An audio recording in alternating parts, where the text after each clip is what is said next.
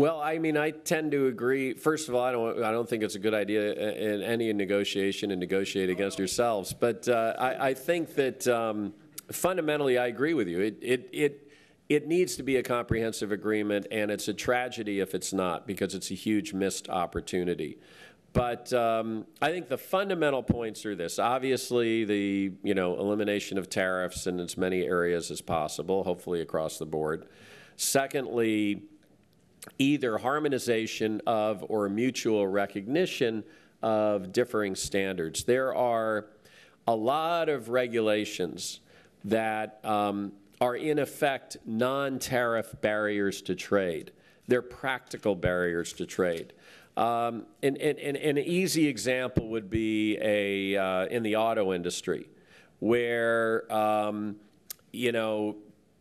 a crash test standpoint, you can't sell a European car into the United States or an American car into Europe if the tail light is, I don't know what the number is, but it's several centimeters higher or lower in one market than the other. Well, that's ridiculous. That's completely immaterial to the safety of the vehicle.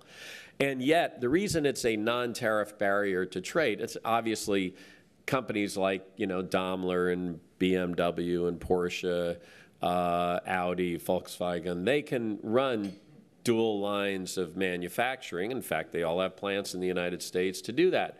But a lot of smaller companies can't afford to have dual lines of manufacturing, dual product lines.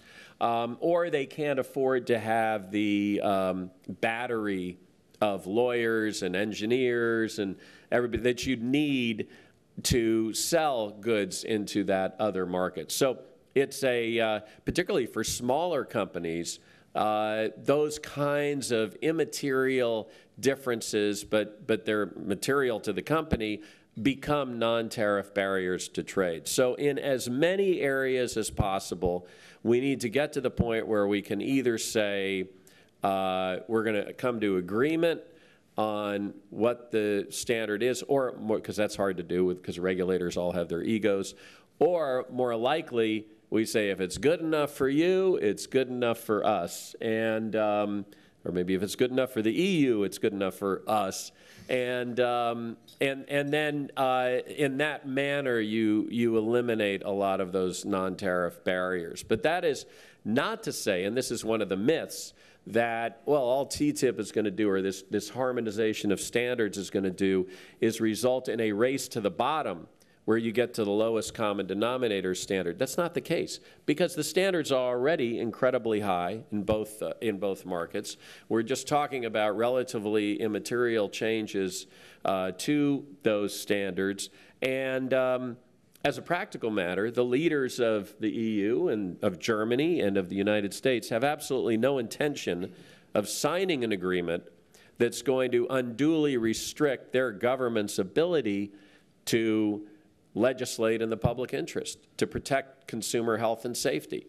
And so, and in point of fact, by coming up with an agreement, a comprehensive agreement that addresses the issue of standards across the board, that then will become the touchstone for any agreement that we look to negotiate with countries where factories fall down, where they don't tend to have the kind of worker safety or environmental protections and consumer health and safety protections that we have in Europe or the United States. So in any event, I think we shouldn't be thinking about minimums. We should be thinking about how we make it as broad as possible and try to overcome the parochialism that has often generated some of these differences in the first place.